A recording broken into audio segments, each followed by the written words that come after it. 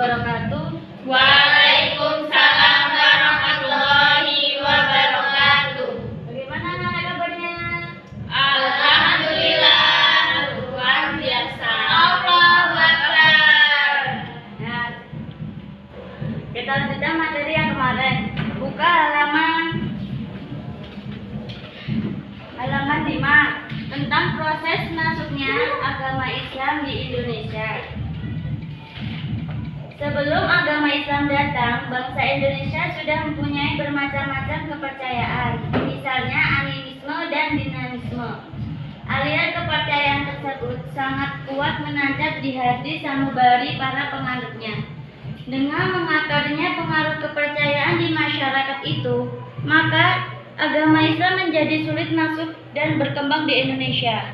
Tetapi karena para penyebar agama Islam sangat ulet dan gigih, didukung dengan kesabaran dan ketabahan yang luar biasa, maka akhirnya agama Islam mendapat sambutan di masyarakat. Nah, jadi sebelum agama Islam datang, bangsa Indonesia itu sudah mempunyai dua macam kepercayaan. Yang pertama yaitu kepercayaan animisme dan kepercayaan dinamisme. Dalam hal masuknya agama Islam di Indonesia, sampai sekarang tidak diketahui kapan tepatnya. Tetapi di kalangan pakar sejarah terdapat setidaknya dua pendapat. Pendapat pertama meyakini bahwa agama Islam masuk pertama kali di Indonesia pada abad pertama Hijriah atau pada abad 7 Masehi. Adapun bukti-bukti yang mendukung pendapat pertama ini antara lain yang pertama dari catatan sejarah kerajaan Cina. Yang kedua yaitu dari berita Kokufi. Yang ketiga yaitu dari berita Jepang. Nah, jadi dalam masuknya Islam itu sampai sekarang tidak diketahui kapan tepatnya.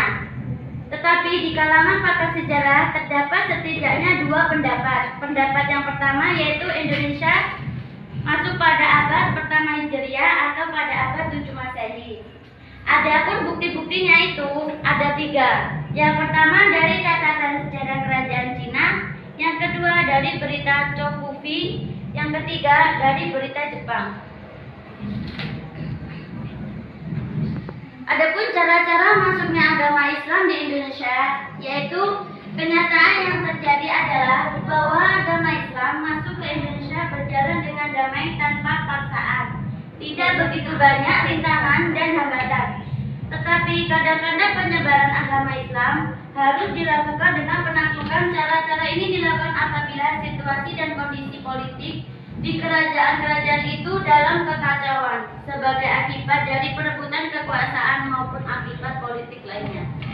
Pada umumnya, agama Islam masuk di Indonesia dilakukan melalui cara-cara sebagai berikut. Yang pertama perdagangan, yang kedua perkawinan, ketiga pendidikan, keempat tasawuf, kelima kesenian. Nah, jadi pada umumnya agama Islam masuk ke Indonesia itu melakukan 5 cara.